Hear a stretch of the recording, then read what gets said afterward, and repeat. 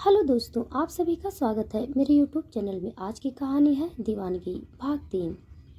मेरी कहानी आप सबको कैसे लग रही है प्लीज़ मुझे कमेंट में ज़रूर बताएं, ताकि मैं अपनी इस कहानी को और भी ज़्यादा अच्छे से आगे बढ़ा पाऊँ। आपके कमेंट से हमें बहुत ही ज़्यादा प्रेरणा मिलती है कि हम आपके लिए अच्छी कहानी लेकर आ रहे हैं। तो आप सबसे रिक्वेस्ट है, अगर आपको मेरी कहानी अच्छी लगती है तो प्लीज़ मुझे कमेंट करके ज़रूर बताएं। Thank you. चलिए तो कहानी आगे शुरू करते हैं। मुंबई। वाड़ी अपने केबिन में बैठे बस दिल्ली न जाने के बारे में ही सोच रही थी कि वह कैसे राहुल को मनाए कि वह दिल्ली नहीं जा सकती। तभी उसके दिमाग में एक आइडिया आता है और वह उस आइडिया को सोचकर मुस्कुराने लगती है। और शाम को वाड़ी और राहुल घर के लिए निकल जाते हैं।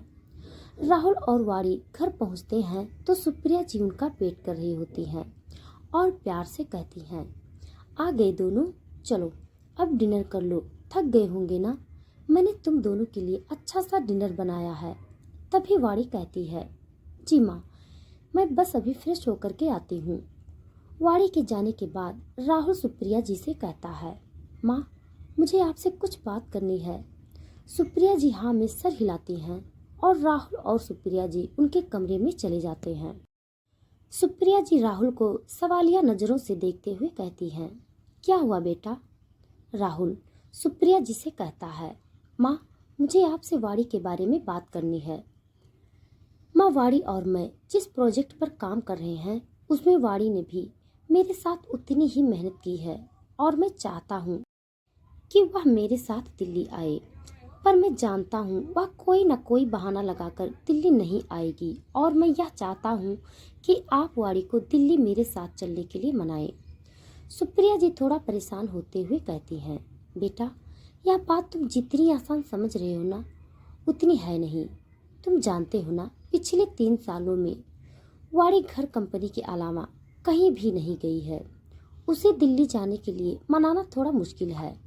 तभी राहुल कहता है, माँ, इसीलिए तो मैं आपसे कह रहा हूँ। मैं जानता हूँ वाड़ी मुझे 1000 तरह के बहाने बनाकर मना कर देगी, लेकिन अगर आप उसे कहेंगे तो आपकी बात कभी नहीं टालेगी। अब मैं यह बात आप पर छोड़ता हूँ, क्योंकि मैं दिल से चाहता हूँ कि वाड़ी जिस मेहनत से इस कंपनी को आगे बढ़ा रही है, मेरे साथ वह इस क्रेडिट को लेने की हकदार भी है और मैं उसे यह सारा सम्मान भी देना चाहता हूँ। सुप्रिया जी हाँ में सर हिलाती हैं और कहती हैं, ठीक है बेटा, मैं ज़रूर वाड़ी को दिल्ली आने के लिए मनाऊंगी। यह बोलकर वह दोनों स्माइल करते हैं और डिनर करने के लिए नीचे चले जाते हैं। दिल्ली। देव अपने ऑफिस के केबिन के ग्लास वॉल के बाहर मुंबई को जगमगाते हुए देख रहा था। तभी उसे पीछे से एक लड़की की काफी बोल्ड आवाज आती है, हाय हैंडसम, क्या बात है, तुम अब मुझसे मिलने के लिए नहीं आते? क्या हुआ, मुझसे मन भर गया है क्या? यह कहते हुए वह देव के पास आती है। इस लड़की का नाम निशा अग्निहोत्री है। निशा दिखने में काफी खूबसूरत थी। Sexy figure, hot shape, hot गोरा रंग, सिल्की काले बाल और उसके होठों के ऊपर एक काला तिल। देव निशा को अपने आप से दूर करते हुए कहता है, तुम यहाँ क्या कर रही हो? निशा बहुत ही प्यारी वॉइस में कहती है, ओहो देव, मैं तुमसे मिलने के लिए आई हूँ। आफ्टर ऑल हमें मिले कितना टाइम हो गया है। देव अपनी एरोगेट वॉइस में कहता है, मैं बिजी था और मेरे पास इतना फालतू टाइम नहीं है कि मैं तुम्हारे साथ डिनर या डेट पर जाऊं। निशा यह सुनकर बहुत ज्यादा गुस्सा तो हो जाती है, लेकिन वह यह चेहरे पर दिखाती नहीं है और बड़े ही प्यार से देव के चेस्ट पर हाथ फिराते हुए कहती है, आई नो तुम बहुत बिजी रहते हो, पर हम अपने लिए थोड़ा समय तो निकाल सकते हैं ना। आखिर तुम मुझसे प्यार जो करते हो और मैं भी तुमसे कितना प्यार करती हूँ। देव, तो फिर क्यों इतना मुझसे दूर रहते हो? आखिर रखा क्या है उस वाड़ी में जो तुम उसे भूल नहीं पा रहे हो? यह सुनकर देव अपनी खतरनाक वॉइस में निशा का गला पकड़कर कहता है, आज के बाद अगर मैं तुम्हारे मुंह से वाड़ी का नाम सुन भी लिया या उसके लिए कोई भी एक गलत शब्द भी सुना तो मैं तुम्हारी जुबान काट दूंगा। तुम जानती हो मैं एक डेविल हूँ, तो तुम्हारे लिए अच्छा होगा कि मेरे अंदर के डेविल को मत जगाओ, वरना तुम्हारे लिए अच्छा नहीं होगा। वाड़ी मेरा जुनून है। भले ही मुझे उससे बहुत नफरत है, पर मुझे वह अपने सामने जिंदा या मुर्दा चाहिए। जब तक मैं उसे अपनी आंखों से मरा हुआ नहीं देख लूँगा, तब तक मैं इस बात पर यकीन नहीं करूँगा कि वाड़ी अब इस दुनिया में नहीं है। Do you understand? Now you get lost. Nisha जब अपना गला छुड़ाते हुए कहती है, देव मेरा गला छोड़ो, मुझे दर्द हो रहा है। देव गुस्से में निशा का गला झटक देता है। निशा अपना गला पकड़े लंबी लंबी सांसें ले रही थी और खांस रही थी। तभी देव की गुस्से भरी और एरोगेट आवाज आती है, जाओ यहाँ से। यह कहने के बाद देव फिर निशा की तरफ पीट कर अपनी ग्लास वॉल के बाहर देखने लगता है। निशा यह देखकर अपने दांत पीसकर उस कमरे से पैर पटक कर चली जाती है। निशा बाहर निकलकर एक टेबल स्माइल के साथ बोलती है, देव खुराना, तुम्हें तो मेरा होना होगा, चाहे इसके लिए मुझे कुछ भी क्यों ना करना पड़े। यह कहकर वो साइड स्माइल करके वहां से निकल जाती है। निशा के जाने के बाद देव अपनी लाल आंखों से अपने फोन पर लगे वाड़ी की तस्वीर को देखते हुए कहता है, दुनिया भले ही तुम्हें मरा समझे, लेकिन मैं जानता हूँ तुम जिंदा हो और मैं तुम्हें कहीं से भी ढूंढ कर रहूंगा। माई लिटिल वाइफ, मेरे अंदर की जो तड़प तुमने जगाई है उसे अब मैं तुमसे ही मिटाऊंगा। तुम मुझे जिस दिन भी मिली, मैं वादा करता हूँ तुमसे अपने 3 सालों की इस तड़प का बदला जरूर लूंगा। मेरे अंदर तुम्हारे लिए नफरत है या कुछ और, मैं नहीं जानता, लेकिन तुम्हें अब मेरी लाइफ में दोबारा वापस आना होगा। My little wife. यह कहते हुए देव काफी खतरनाक लग रहा था, मानो जैसे कोई शैतान अपने शिकार के लिए तैयार हो। दूसरी तरफ सुप्रिया जी ने वाड़ी को दिल्ली जाने के लिए मना लिया था। उन्होंने अपनी कसम देकर वाड़ी को मजबूर कर दिया था कि वह दिल्ली जाए। वाड़ी भी सुप्रिया जी की कसम को नहीं तोड़ पाई और वह दिल्ली जाने के लिए रेडी हो चुकी थी। राहुल और वाड़ी दिल्ली एयरपोर्ट पर पहुंच चुकी थे। वाड़ी की दिल्ली आते ही कुछ यादें ताज़ा हो जाती हैं, जिससे उसकी आंखों में पानी आ जाता है और वो अपने आंसू राहुल से छुपाकर दूसरी तरफ देखने लगती है। दिल्ली। वाड़ी और राहुल एयरपोर्ट पर खड़े अपनी कार का वेट कर रहे थे, जो उन्हें उनके होटल तक छोड़ेगी। तभी राहुल का फ़ोन रिंग करता है और वह फ़ोन रिसीव करने के लिए साइड में चला जाता है। वाड़ी वहीं पर खड़ी बस इधर उधर देखे जा रही थी और अपने मन की घबराहट को कम करने की कोशिश कर रही थी। वाड़ी वहां पर खड़ी बस अपने ख्यालों में खोई हुई थी कि तभी किसी और की नज़र वाड़ी के ऊपर पड़ती है। उस इंसान ने जब वाड़ी को देखा तो उसके तो होश उड़ गए। वह इंसान और कोई नहीं बल्कि समीर था। समीर ने जब वाड़ी को देखा था तो वह अपने सेंस में ही नहीं था। वह एकदम भौचक्का होकर वाड़ी को देखे जा रहा था, मानो जैसे उसने कोई भूत ही देख लिया हो। राहुल वाड़ी के पास आता है और उसे कार में बिठाता है। समीर जब यह देखता है कि वाड़ी वहां से जा रही है तो वह होश में आता है और वह जल्दी से कार की तरफ बढ़ने लगता है, लेकिन तभी उसके पीछे खड़ा उसका क्लाइंट उसे आवाज़ दे देता है, जिसे समीर रिसीव करने के लिए एयरपोर्ट आया था। समीर पीछे मुड़ता है कि तभी वह कार वहां से निकल जाती है, जिसकी वजह से समीर उस कार का नंबर नोट नहीं कर पाता। समीर जल्दी से उस क्लाइंट को उसके होटल तक छोड़ता है और भागते हुए वहां से देव के ऑफिस के लिए जाने लगता है। वह रास्ते में ही अपना फ़ोन निकालकर देव को कॉल करता है।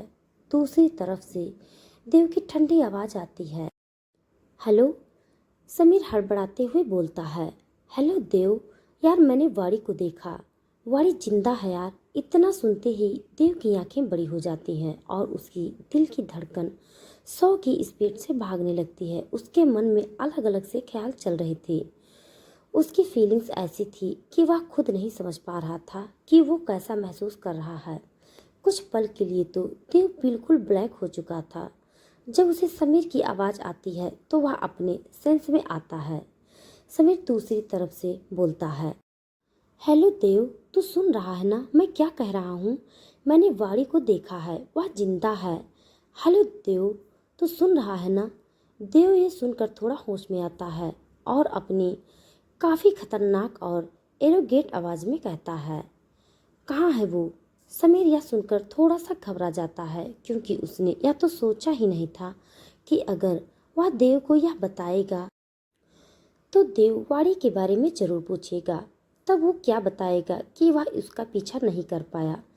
तभी समीर थोड़ा सा झिझकते हुए कहता है, माफ़ करना यार देव, मैंने उसे एयरपोर्ट पर देखा था, पर मैं जैसे ही उस तक जाने लगा तभी पीछे से मिस्टर जेम्स, जिनसे हमारी कल मीटिंग है, उसी मीटिंग के लिए वह आज दिल्ली आए थे, इसीलिए मैं उनको रिसीव करने के लिए चला गया था और उन्होंने मुझे पीछे से आवाज़ दी और मैंने जब पीछे देखा तब तक उसकी कार जा चुकी थी और मैं उसका नंबर भी नोट नहीं कर पाया।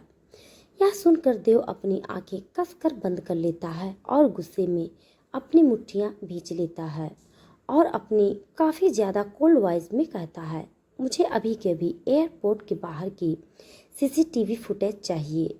समीर, कैसे न कैसे करके मुझे वह फुटेज ला कर दो और अगर इस बार तुम नाकाम रहे तो मैं भूल जाऊंगा कि तुम मेरे दोस्त हो। समीर यह सुनकर थोड़ा सा घबरा जाता है और हाँ में सिर हिलाकर कहता है, ठीक है, मैं अभी लेकर आता हूँ। इतना सुनते ही देव फोन को सोफे पर फेंक देता है और अपने आप को शांत करने लगता है। उसके अंदर जो अभी फीलिंग्स चल रही थी वह उनसे काफ़ी ज़्यादा फ्रस्ट्रेट हो रहा था और वह अपने आप को शांत करते हुए एक डेविल स्माइल करने लगता है और ऊपर की तरफ देखकर जोर जोर से हंसने लगता है। उसकी हंसी इतनी खतरनाक थी कि जैसे कोई डेविल आज अपना शिकार करने के लिए बिल्कुल रेडी हो। वह हंसते हुए ही सोफे पर जाकर अपना फ़ोन लेकर उसके ऊपर लगी वाड़ी की तस्वीर को देखते हुए कहता है, माय लिटिल वाइफ, आखिर तुम मुझे मिल ही गई। अब मैं तुमसे अपने 3 सालों की बेचैनी और अपने इस तड़प का बदला लूँगा। कितना सुकून मिला है मुझे आज। यह कहकर वह अपनी हंसी को एकदम से रोककर वाड़ी की फोटो को एकटक देखने लगता है। दूसरी तरफ वाड़ी जब से दिल्ली आई थी, राहुल यह देख सकता था कि उसके चेहरे पर एक अलग सी उदासी थी।